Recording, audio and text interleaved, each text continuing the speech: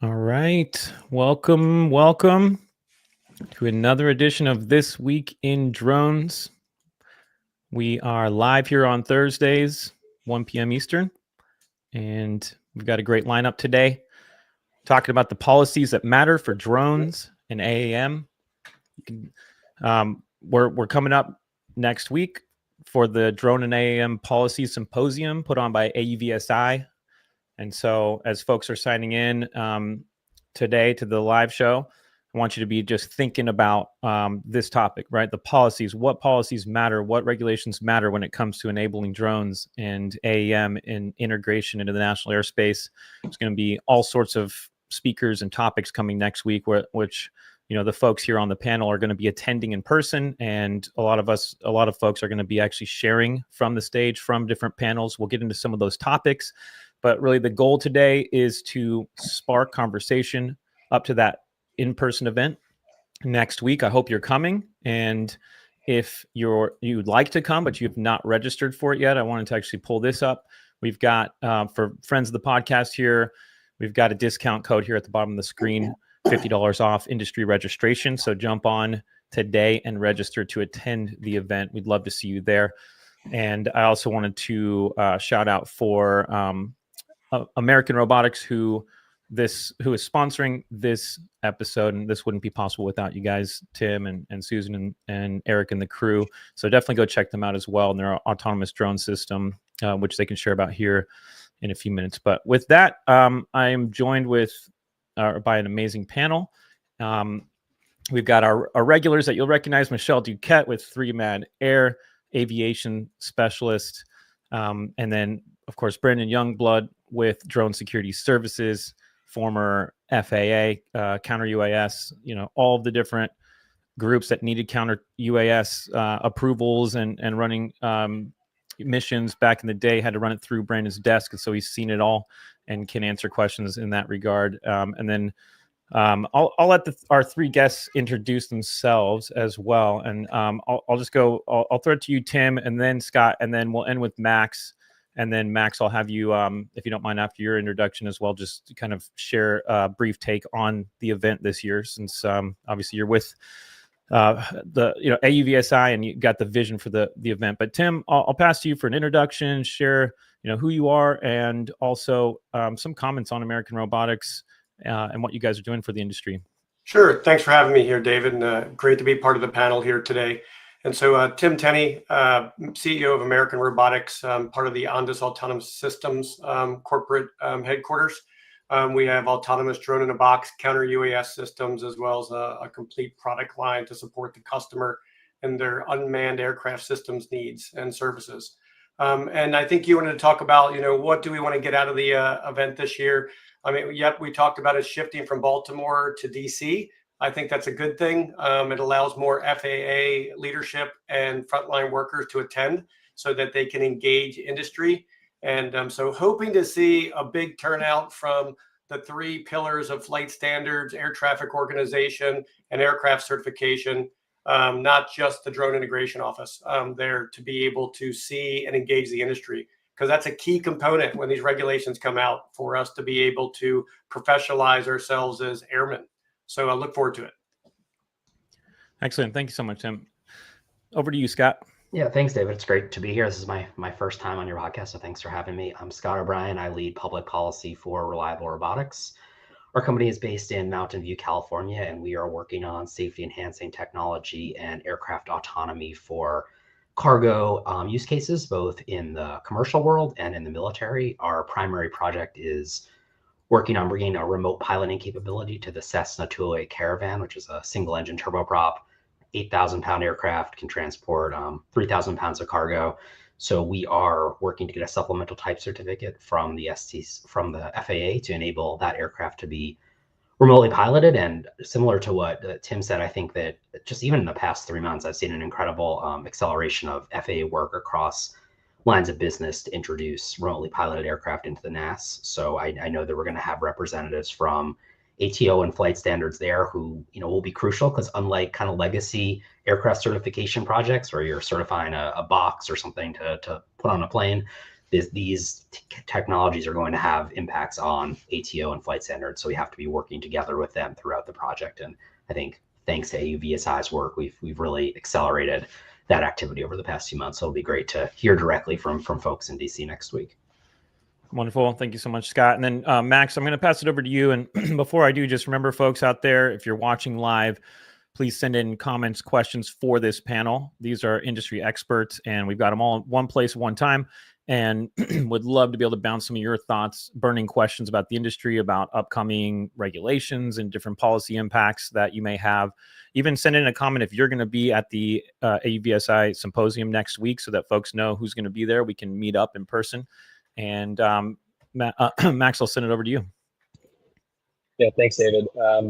Good to see everyone. Max Rosen. I'm Associate Vice President of Government Affairs for AUVSI, the Association for Uncrewed Vehicle Systems International. And for those who don't know, we're the world's largest trade association that is dedicated to the advancement of uncrewed systems, autonomy, and robotics. I have the pleasure of working with every individual here, in addition to hundreds of other companies that are focused on integrating UAS, counter UAS, advanced air mobility systems into the national airspace. I do a lot of work with Congress, a lot of work with the executive branch, advancing common sense legislation and regulations to help improve the UAS landscape here in the United States, improve the industrial base, lessen our reliance on foreign adversaries, and do everything we can to just create as robust of a drone ecosystem, drone and AAM ecosystem here in the United States as possible. So I'm a registered lobbyist. I talk to the federal government pretty much all day, every day. But internally at AUVSI, I manage our Air Advocacy Committee, which Reliable Robotics sits on, which Michelle sits on in various capacities, which David sits on, and many, many others that I'm sure are listening actively sit on and participate in that committee. And we're really appreciative of all the work and all the time that you all put into our organization and the issues that we work on. So to shift gears to the Drone and AAM Policy Symposium, which we are referring to here at AUVSI as DAPS, DAPS. So if you hear us say DAPS, we are talking about the Drone and AAM Policy Symposium. But if you may recall, we've held this event for several years. But in the last couple of years and in recent history, it's been in Baltimore, Maryland at the Baltimore Convention Center. We used to host this event in a formal partnership with the Federal Aviation Administration, with the FAA. And this year is the first year where we, AUVSI, are planning the event solely on our own. So we're able to sort of, control the programming, control the keynotes, control a lot of the, information and work and programming and education that goes into the event and its success. And our first order of business, I think, was identifying a new location for the event. Nothing against Baltimore and holding it there, but it's a little bit far from DC. And I think to David's point, it did, or whomever said it, it did limit the ability of some federal officials to attend the event because it was, 40, 50 miles away from Washington, DC. So in addition to Nationals Park being a very cool venue, I personally didn't know that you could even hold events at Nationals Park until we started the planning process for this event. So I'm really excited about that. But in addition to it being a very quality and just very cool venue, it was very strategically selected, right? For those who are familiar with the area, it's probably about 100 yards from the Department of Transportation headquarters. So, there's really no excuse for our friends at DOT and FAA to, not to just walk right up the street and attend our event. So it was very, very strategically placed to try to maximize government participation. And I was telling the other folks here on the panel before we started the podcast here, our target as an organization was to have roughly 10 federal agencies attend the event. And I think right now we're at about 13 or 14 federal agencies that will be attending, which include FAA, DOT, DOD, Department of Commerce, FCC, NIST, and many, many others. But then I think additionally, for those who are familiar with the area, again, Nats Park is located very close to Capitol Hill. It's about a 10 or 15 minute walk from the House side of Capitol Hill. So we've sent out invitations to probably close to 1,000 congressional staff.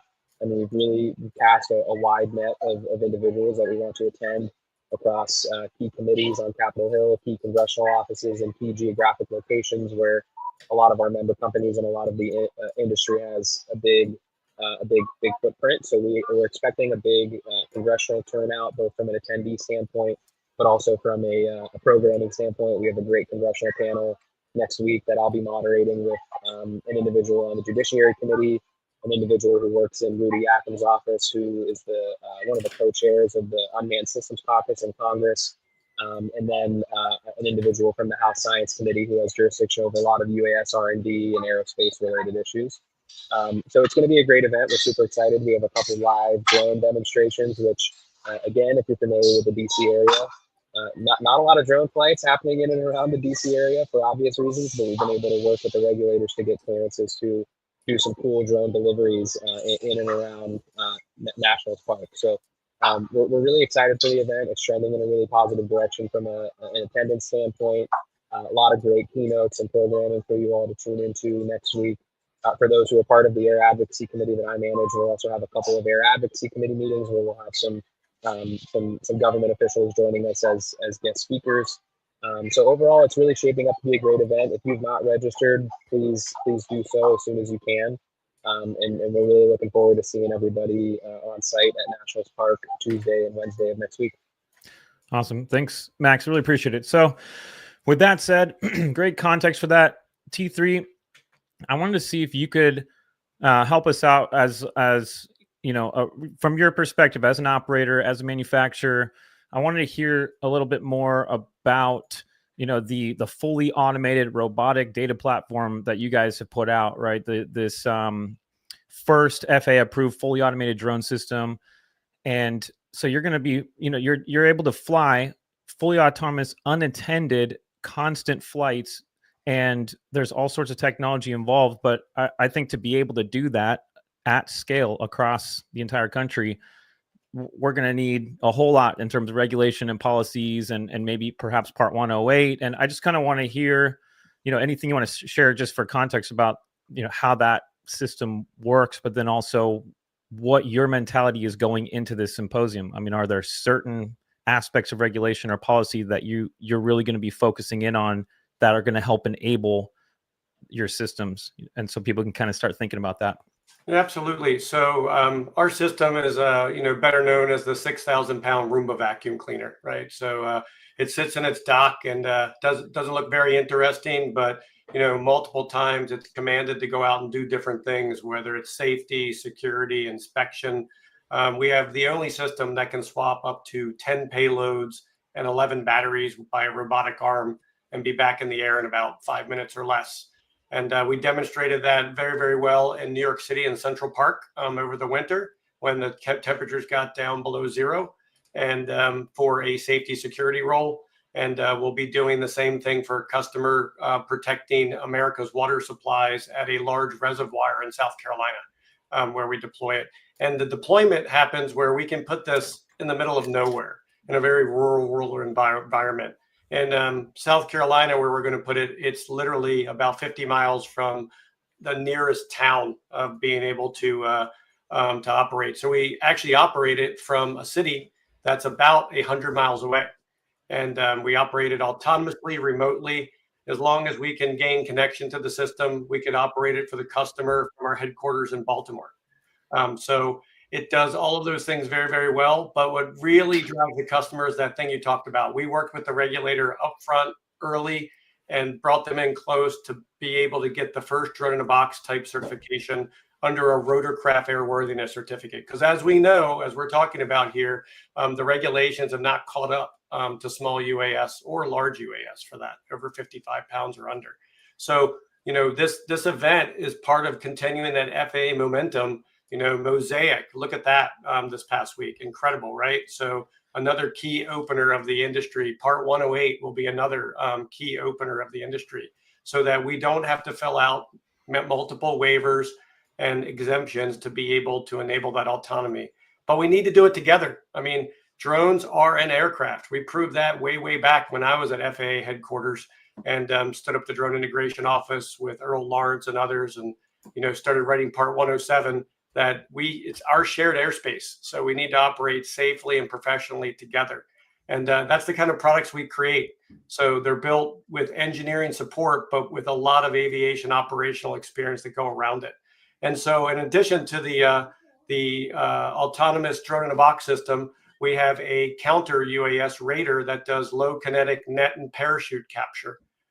We're actually testing that with a partner right here in Maryland this week, and we're going to show it off in a major city here coming up in August. And that's fully autonomous. And I think it was brought up early in our discussions, maybe before we kicked off the podcast amongst us, of the importance of being able to not just detect, but to mitigate systems.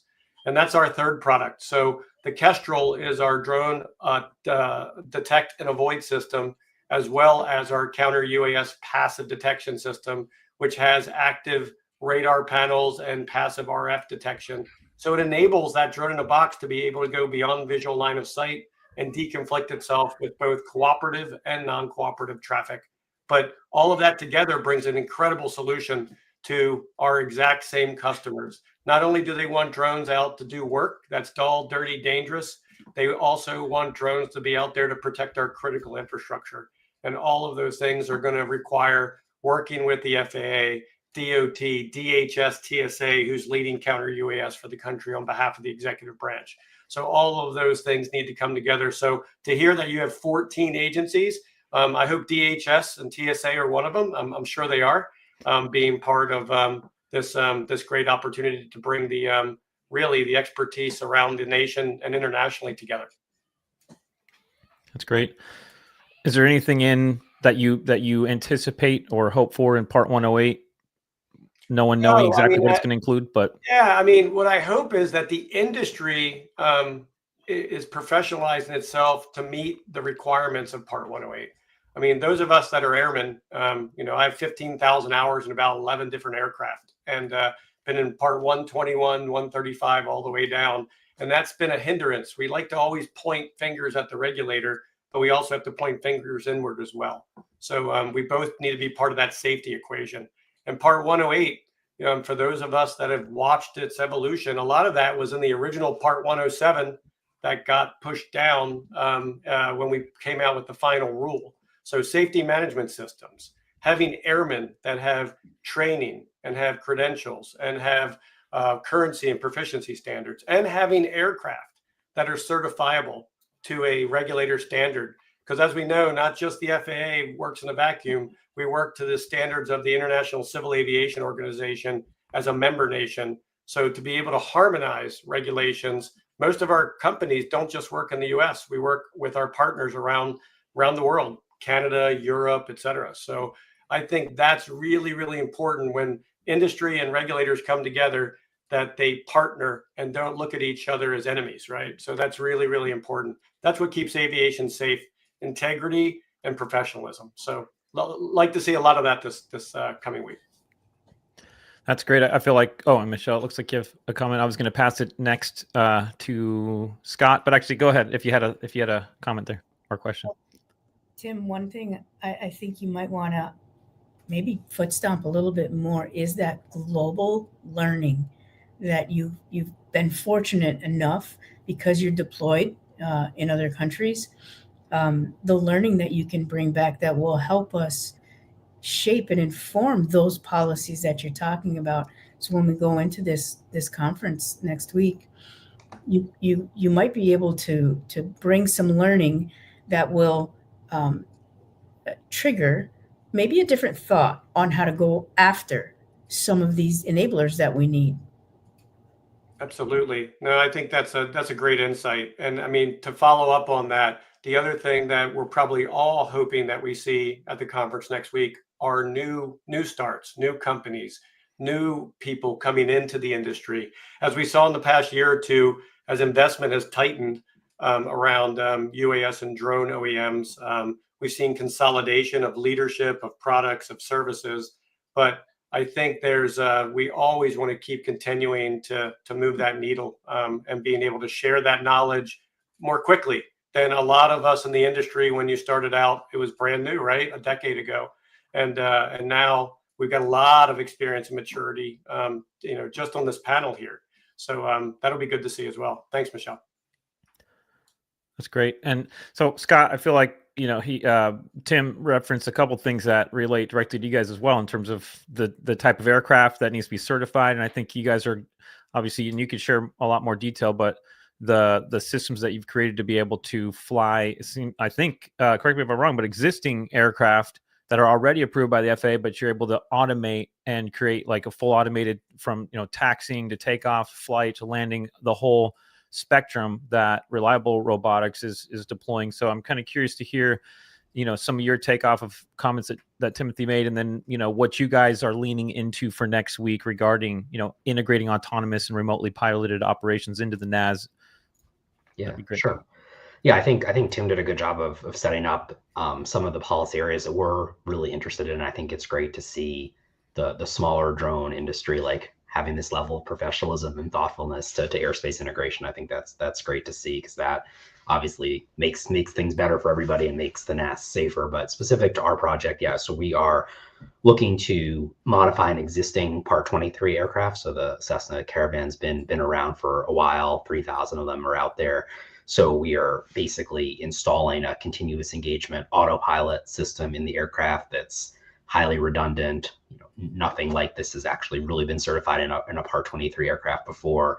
There are things like Garmin Autoland. What's different about our system is it's obviously not an emergency use only system. It's designed to be used every day. So that necessitates, triple redundant flight computers, dual redundant actuator strings, things that you haven't really seen anybody attempt to certify in a Part 23 aircraft. So that is really exciting, and obviously brings tremendous safety improvements, because in these aircraft, they're single pilots. So there's unfortunately control of flight into terrain, loss of control in flight. We see accidents, in Caravans and commercial Part 135 operations. So our technology, fully protects the flight envelope, avoids terrain, enables safe auto landing. So that in and of itself is really exciting. Just the safety benefits is going to bring to Part 135 and general aviation operations is great.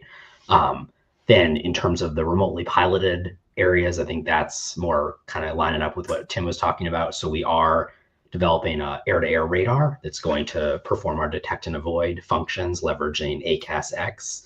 Again, I think this is an area that's fairly novel that people haven't done and tried to apply this to an existing aircraft. And again, like ACAS-X, investing in that, getting those standards across the finish line, that has benefits to everyone in the NAS and will significantly enhance safety. So that is an exciting part of our project. And we have a ground control station and a redundant C2 link. So those three items are really what takes the continuous engagement autopilot we have on the C208 and makes it a remotely piloted aircraft system.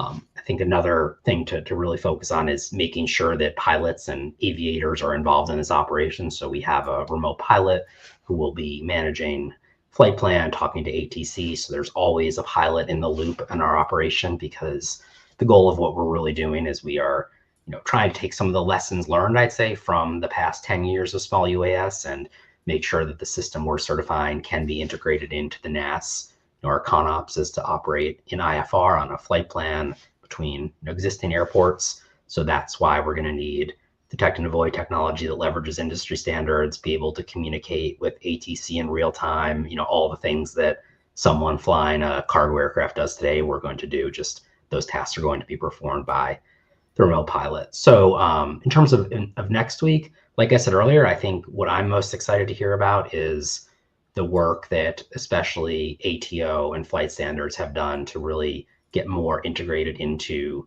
these advanced automation and autonomy certification projects. I think we're going to have a number of panels where we hear directly from the FAA about the work they're doing to make sure there's a path to integrate these ops into the NAS, enable some potential early pre-STC operations, which is really exciting, in line with some of the executive orders we've seen recently from the Trump administration. So I think things are coming together really well for this segment of the industry, thanks to, again, I think a lot of the work actually that's happened with small UAS is providing some really important lessons learned for the FAA to move forward on the type of technology we're working on. Michelle, I saw you nodding your head. So I have a question. Scott, as you characterize the products that you're developing, I'm hearing you characterize with the word remotely piloted, which I think is very appropriate for where we are right now. Are you also looking for language in any of these policies that allows you to take that next step towards semi-autonomous? Yeah, I mean, for our project, I think looking at the regulatory landscape of where we are today, it's important to have a pilot in the loop for the operation. I think longer term, when you look at things like digital flight that would really transition how the NAS is managed and allow V2V communication and cooperative detect and avoid, I think then, Michelle, you can get into what you're thinking about to have something be like more autonomous. I mean, I think the term autonomous is used in lots of different ways. Like, so our aircraft does things autonomously, like manage contingencies, perform DAA maneuvers, but my opinion is like, I don't think our airspace is set up right now to enable like a true autonomous operation. I think that would be a real challenge with our voice comm system and lots of things. So to me, the unlock to that is to get the administration and the FAA behind something like digital flight, which is obviously a long, 10, 15-year project, but these things have to start somewhere. And I think that being, a priority once we get our ATC system, like kind of fix the things that are broken now, that being the next priority seems really important in how you unlock like a true like autonomous operation. Okay. Tim, did you have something off that? Yeah, I think that's a perfect segue for both Reliable and for American Robotics and other drone companies. I mean, really to unlock autonomy at the next level before we go truly pilotless. I don't know if I'm in favor of pilot not in the loop, but I'd like to see one to many, right? One to multiple. And I know Reliable would like to see that as well as I'd like to have one remote piloting command that can operate, 5 to 10 systems. And the FAA has actually been doing good testing and research and development to start building those standards and partnering with the industry around it, because that's where we really unlock value of that autonomy and that technology stacks that we're building. But in the end, that next level, I mean, we just have read in the papers here lately, right? So there's a manpower shortage with air traffic organization. There's upgrading World War II air surveillance radars and getting to what I like to call next gen, now that we're still not there yet. And I think Brandon's smiling about that because, we were at FAA, that's exactly what's called next gen 1, and we're still not there. So I think that really unlocks value, not just for the companies, but for our customers. I mean, quite frankly, from a drone perspective, a little different than Reliable. They want that cargo and that caravan for FedEx, et cetera, to get from A to B safely, efficiently as possible.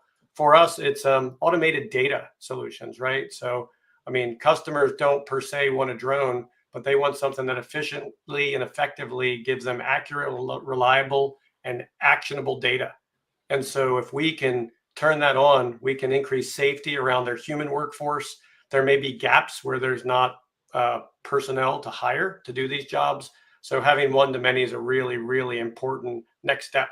And again, I think that's both industry showing its progression around professionalism and the regulator coming together to say, okay, these are going to be those baseline requirements. And things that Reliable are doing of leading the industry are going to come back to help the small UAS companies, leading those RTCA committees and setting those standards that trickle down.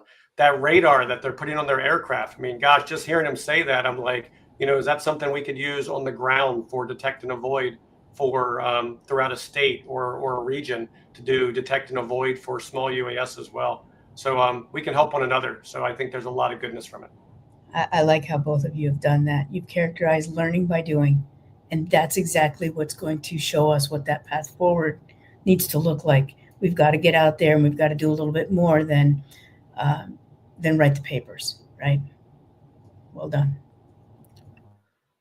And I think the FAA has done a really good job, and we'll hear about this more next week, of providing, hopefully in the future, some opportunities to do these early operations in a way that, are aligned with the certification development of a company. Because I think one of the things that's been hard, some of the prior early operations ideas have been more like R&D and not maybe as aligned with something that's certifiable. I think the agencies come a long way in understanding the importance of the operations truly needing to be something that is representative of how you're going to integrate in the NAS to bring along, all the stakeholders from the FAA. So that's one of the things I'm looking forward to hearing about, and I do think like is a big area of progress we've been making with the agency as an industry.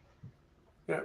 And I think if I could add on to that, even with the FAA entire workforce focused on rulemaking, this is another learning, to get back to what Michelle said, of teaching the industry.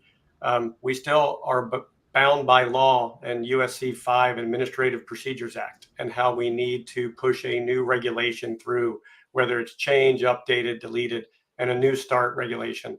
And that takes 2 to 3 years to get there without an emergency executive order or a push.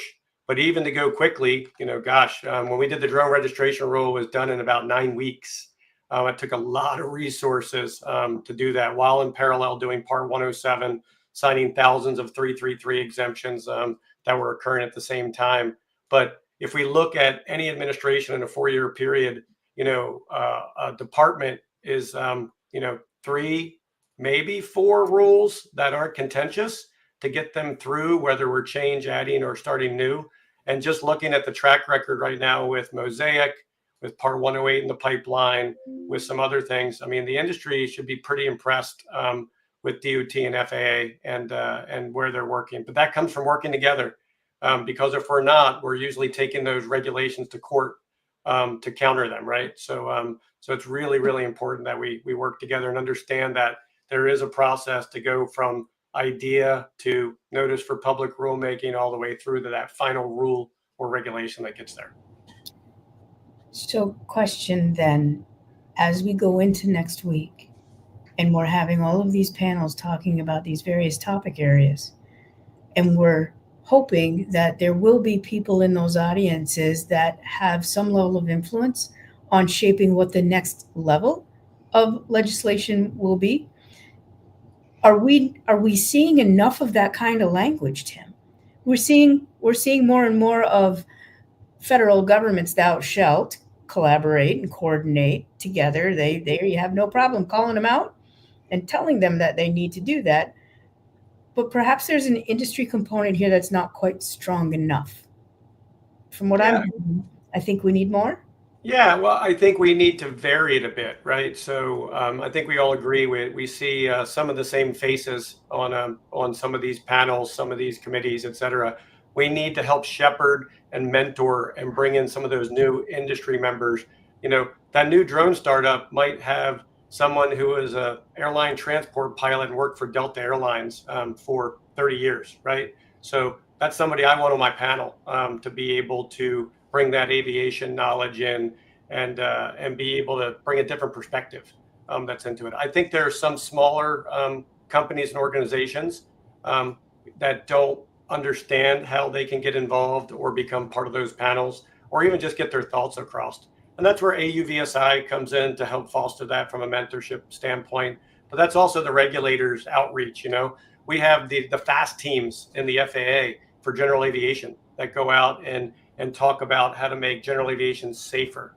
I think we need to do a lot of that FAST team effort on the regulator side to be able to foster that in the industry and let them know that, hey, we're not your enemy, we're a partner. Bring us in early. We'll show you who to speak with, what panels to be part of, and we want to get your thoughts. We want to be open to that. It goes back to your shared learning from the first comments you made here today. Max, I think just to add to that, it's incumbent upon us as a trade association that represents such a broad swath of the industry to pull on those threads that are created at events like the Drone AAM Policy Symposium next week, right? Like, there will be a lot of decision makers, there will be a lot of influencers, both from the congressional side and the regulatory side, but it will take, and I know you all know this, many of you have participated in the BVLOS or other aviation rulemaking committees, or in AUVSI's annual Hill Day on Capitol Hill. It takes a lot of poking and prodding sometimes to get just one person to focus on something within the agency or within Capitol Hill. But once you get that one person, that one champion, it really does make a big difference in trying to get whatever it is that you're working on across the finish line, right? Like, you really just need that internal quarterback, that internal champion to just grab onto an issue and take it and run with it. And obviously we've seen, our fair share of challenges lately in getting focus on issues. And I think that's largely due to, drastic cuts to the federal workforce that we've seen, and all that's happening within the administration, and folks taking resignation deals and being let go in some cases. And, initially when we started planning this event, and then we started seeing all this information coming out of DOGE and people taking, the fork in the road resignations and things like that, we kind of sat back and looked around and said, are we going to be able to get the number of officials that we need at this event in order to make it a success? And, luckily, as time's gone by and things have panned out, we have a really strong slate of federal agencies and congressional staff attending. And I think that's very encouraging and reassuring to show that the interest is still there and folks still want to hear from this community and folks still want to talk to the regulators in an open forum. I hear from member companies all the time that they derive the most value out of this event when it comes to industry to government connections, right? Everybody who knows AUVSI knows that we have Exponential. It's our huge trade show that we have every year that we had in Houston earlier this year, where you have thousands and thousands and thousands of individuals, but that's a very business to business focused event, right? It's an event where people walk around to booths and make deals and talk to people and see the latest technology. The Drone AAM Policy Symposium, DAPS, is much more focused on business to government, industry to government connections and relationships, where you walk out of an education session or you walk out of a panel and you see that individual from the FAA that you've been trying to get a hold of, or you see that individual from DOT that you've been trying to get a hold of, and you can pull them aside in the hallway and start having a candid conversation with them off the record, get their honest and open and candid feedback and opinions. And that's really valuable. And that's a big reason why we go through this process of hosting this big event every year. So you guys can have those sort of back of the napkin conversations with people, which is really where, if you know a lot about DC, like that's where a lot of the stuff really gets done, right? Is when you have those private conversations with friends. I mean, Brandon's shaking his head or nodding his head. He and I grabbed dinner when I was in DC last and had a very frank and open and candid conversation where I learned a ton from him that I still use and talk to folks about to this day. Yeah, the worst way to talk to anybody in the FAA is through email because it's all foilable. And they're sometimes very reluctant and guarded to say certain things when Max is exactly right. DC is built on having conversations over drinks or dinner or lunch or wherever it is. I mean, the old school way of human communication still applies very much in this city. I did want to bring up one point, or I guess question for the group, because this is such an outstanding broad spectrum of Scott. You're up in more Class A realm, Tim, you're down in the low level stuff, which Michelle and I talk about all the time, and Max, you're all over. And so one of the things, and this really highlighted last week, there was a Senate hearing with Mike Torfey, Steve Willoughby, two folks that I've worked with for years, and another gentleman, I can't remember their name. But the security issue is a problem, right? There's a lot of drug smuggling going on, leveraging drone technology, obviously the stuff going on in Ukraine, and then a couple of thwarted terrorist attacks leveraging drone technology. And then you also have the traditional aviation side, AOPA, and some of these others. And it seems like these three things, the UAS integration effort, Drones for Good, are all kind of colliding right now. And I think really the impetus is probably Part 108 because they're really trying to expand that envelope in commercial and scale drone operations. How do you see this unfolding? Or is there some folks that are going to have to give here to make this all work and to find the true definition of integration, right? Rather than segregation and all this other stuff. Yeah, I can take a stab if you like. So, I mean, we've had established organizations that have been out there, everything from Flight Safety Foundation, Gamma. I mean, they're synonymous with this group here. But from the drone industry, I might mention just those two, and they may not even know who they are or what they exist. Remember, it's our shared airspace. So it's not just for Delta Airlines. It's not just for American Robotics. It's our airspace. So we've got to be able to work together and have those drinks, meet up at those places that have been around long before drones were, and be able to show how we're going to have integrity and safety in the space together, so that we can be adopted together versus segregated. We all understand segregated isn't efficient. It's not effective. It's not the way forward. We got to integrate and do it safely. And so, if we're both in our silos and we continue down that realm, we're not going to get any further ahead. we're going to see those same organizations and unions and labor and bargaining units out on the left and other organizations onto the right. So we got to collaborate and come into the middle. So some of that may be, who knows, Max, maybe it's AUVSI having a meeting in the same time and place as Flight Safety Foundation, right?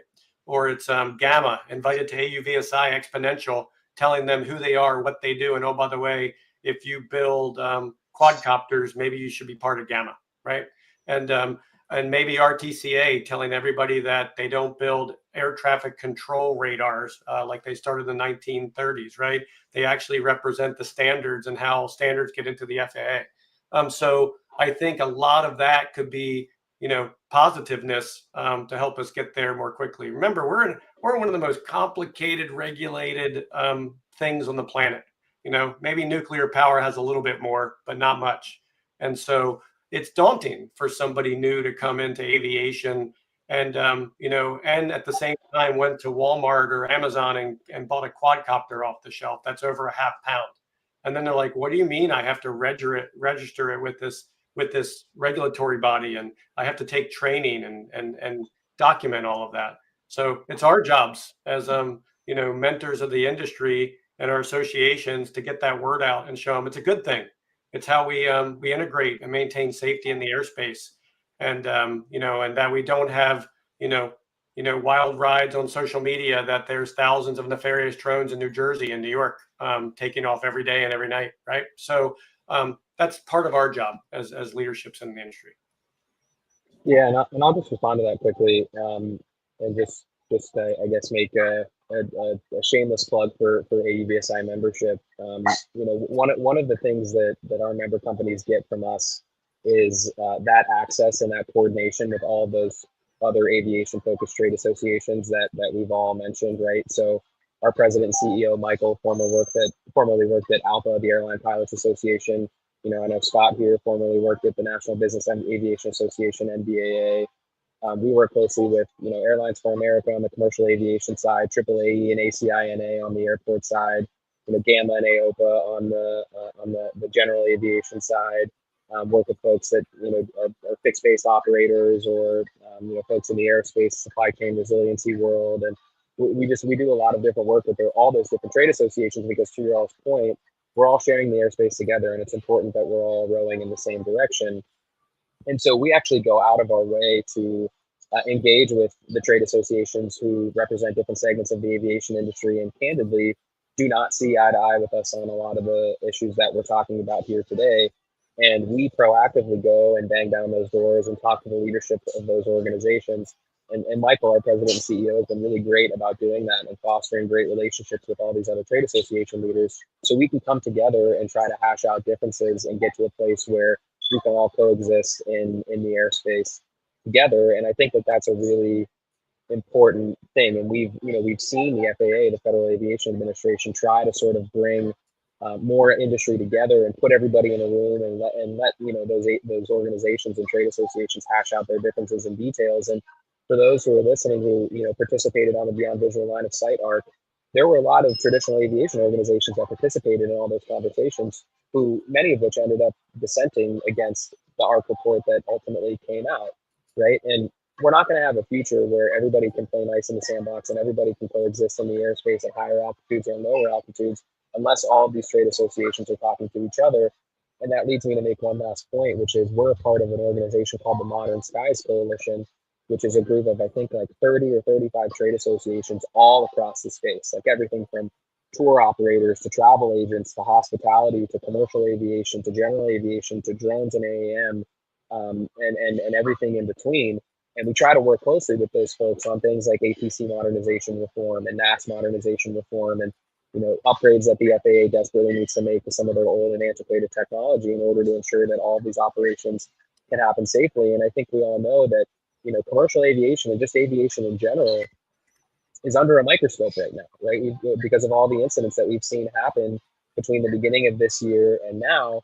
And that microscope does funnel down to our industry. And keep in mind, what preceded the really unfortunate crash at DCA earlier this year was a lot of focus on our industry and our work because of these, quote unquote drone sightings in and around New Jersey. So there was a lot. There was a big magnifying lens on our industry at the end of last year. And our president and CEO, Michael, if you haven't seen this, I encourage you to do it, went on C-SPAN and did a segment where he took questions from the public on a whole host of different issues about privacy and loitering drones above people's houses. And, why is this drone flying over my backyard and spying on my kids playing in the pool in the backyard? I mean, he got some really tough, pointed questions that I think he did a tremendous job answering. But those types of issues with public acceptance and public engagement are going to continue to arise, and it's forums like this. And David, I commend and applaud you for bringing people together on a consistent basis to talk about these issues, because this is where a lot of these types of forums and these types of conversations are where a lot of legislators, regulators, and industry folks come to learn and derive ideas on how to solve key and critical problems. And just one thing I wanted to add in terms of collaboration with other associations, like someone mentioned GAMA. So the panel I'm moderating, actually, we have GAMA involved in that, because along with AUVSI, they've been leading a really proactive effort to bring companies that have active certification projects with the FAA focused on remote piloting or autonomy, to bring everyone together around the table with a really broad cross section of FAA executives and talk through some of the specific operational airspace integration questions the FAA has, and try to answer those to the best degree we can. Obviously, every company is different, but come together on some industry consensus positions, which I think is great, and a really positive step from the FAA. And it's been awesome to see GAMA and AUVSI be able to work together in that effort, because having the trade association convene everyone around the table, I don't think Reliable Robotics on its own would be able to get 30 plus FAA people for 2 hours or a half day even to talk through these issues. So that is really valuable. And then I see in the chat somebody talked about NACA, National Air Traffic Controllers Association, being part of the discussions. NACA actually has an AAM representative that is extremely smart and super insightful, that's at all these discussions we're having with the FAA, which I think has been highly valuable. So they are part of the process, and we're at least for the segment of industry we're working in, we're trying to bring along all the various stakeholders. There's many of them on different sides of these issues, but we're trying to bring them together, and I think that the associations have done a good job thus far at helping facilitate that. That's great. Let me just say before, we got about 10 minutes left. We can, great conversation. We'll continue forward, but I just wanted to emphasize one more time, if you have not signed up for the Drone AAM Policy Symposium, which is next week, and everybody here on this panel will be there in person. You can come talk to us, have follow-up questions. Let's create collaboration and synergy together. Friends of the podcast, using that code at the bottom of the screen there, get $50 off. So go register for that. And then I also just wanted to thank American Robotics. This episode would not be possible without them. Go check out their website, american-robotics.com, and you're obviously hearing from Timothy and his comments today. And so, I just want to highlight those two things as we kind of close the last 10 minutes. Keep sending in those questions, and we'll continue forward. Brandon, I'll pass it to you. Go ahead. Yeah, I was just going to make a joke. And Scott said really nice things about the NACA rep. I'm personally really good friends with him, and I wouldn't go so far to say that he's that brilliant. He's okay. His head's already big enough. We just need to keep it under control. Michelle knows who I'm talking about. No, there's actually 2 NACA reps at headquarters that are fully dedicated to AAM integration and UAS integration.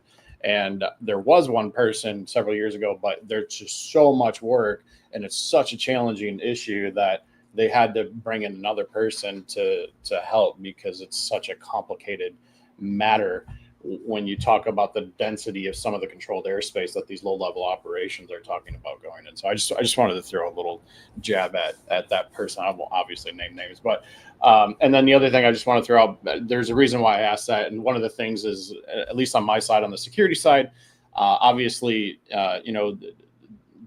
any technology you have is going to be used for both good and bad. And so we have to get the bad under control to make sure that the good has the legs to get to where it needs to be so they can do all these amazing things. The other big thing is also compliance, and something Michelle and I always harp on all the time: educate, make sure to get out there as much as possible. And so I guess for Max, what is AUVSI doing to try to reach out to the I don't want to say standard, but the folks that don't necessarily seek out aviation resources because they just don't know that they're part of the aviation community when they get that drone at Kohl's or Best Buy or whatever. And I know you guys do a tremendous amount of public outreach. So if there's anything that anybody listening can help out, that would be fantastic.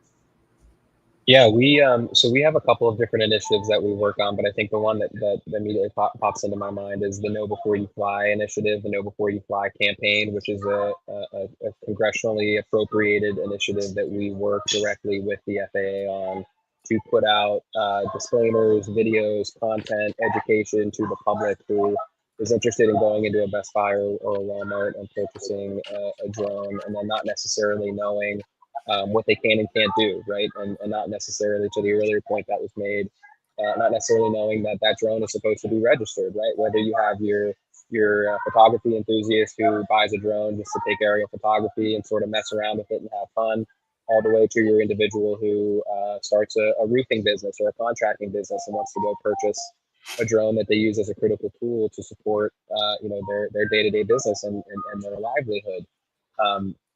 So I definitely encourage you, if you just Google Know Before You Fly, you'll be able to see more information of what we put out there. There's lots of good videos and hands-on content just to make sure that folks know what they can and can't do with drones. They know what a TFR is. They know what geofencing is. They know what all of this critical information is, because you look at a drone and you think, hey, that's cool. I want to go buy one of those things. But what people don't understand is that they're pretty complex machines, and you have to know how to operate them in the appropriate way, or else you can get yourself into some trouble that you might not necessarily be trying to get into, right? We say that there are folks out there who are reckless. We say that there are folks out there who are nefarious, and we say that there are folks out there who are just uninformed, right? And you don't want to be in that camp of being an uninformed drone operator who doesn't know what they can and can't do, because we've seen how that can wreak havoc on an airport or on a commercial flight or on a helicopter flight or whatever the case is. I mean, there's multiple examples that we can point to of individuals who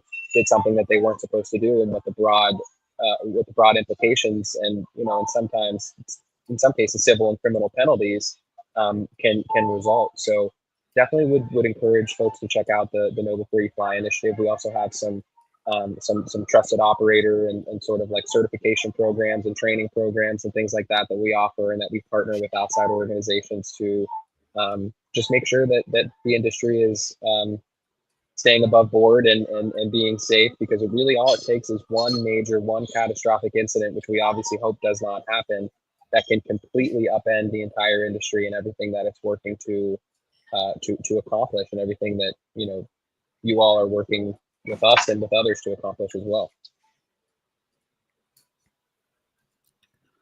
It's good. Yeah, and I mean, on that note, in terms, and Brandon, you focus a lot as well on like the counter drone side of things and advising folks on that.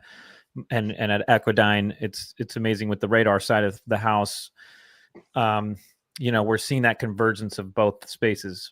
We do a lot with counter drone, like as a company, especially overseas and elsewhere, where we're outfitting all these groups.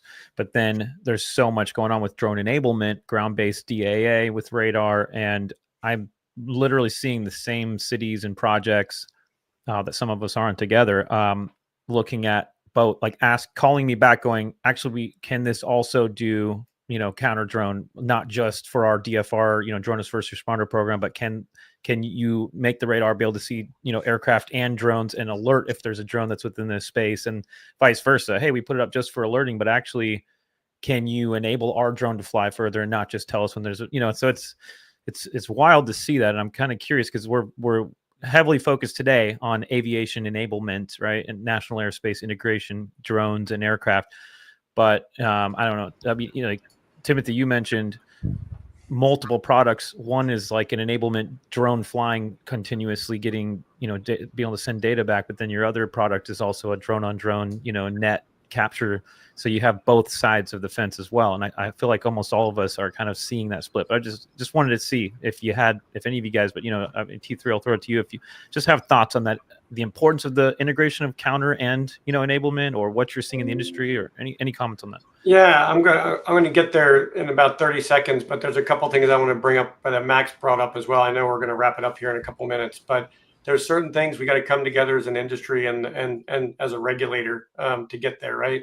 So non-cooperative traffic, we got to fix that, right? So in the United States, I have a Cessna 172. I fly regularly. I would never ever fly without ADS-B. Wouldn't do it. Why would I do it unless I want to, not be safe? That's another safety layered system for me. So if we can get AOPA and some of those organizations on board, and agricultural pilots, et cetera, and show them how this is an enabler. It's not a negative of being able to do that. That helps reduce our requirement of being able to not go on beyond visual line of sight and know that we can see each other and we can avoid each other and that we can do all of those things we need to do. And number two, Part 108 is crucial. A private pilot's license takes hundreds of hours and months for someone to get at a flight school or with an instructor. Going online and being able to get your Part 107 license in a few days with minimal training. I would be squeamish if I were on the other side of that from, Flight Safety Foundation or Airline Pilots Association, et cetera. We got to have Part 108. We got to move in our industry to that next level.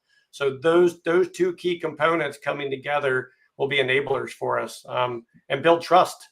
It'll probably be the enabler of us being able to come to the FAA. Max just talked about, I think you rattled off at least 50 associations in like 30 seconds. So if all these associations came to the FAA with different inputs and weren't together and didn't have that drink in DC first and be able to hash it out, argue over that item and get to a center point, the FAA couldn't take all of that.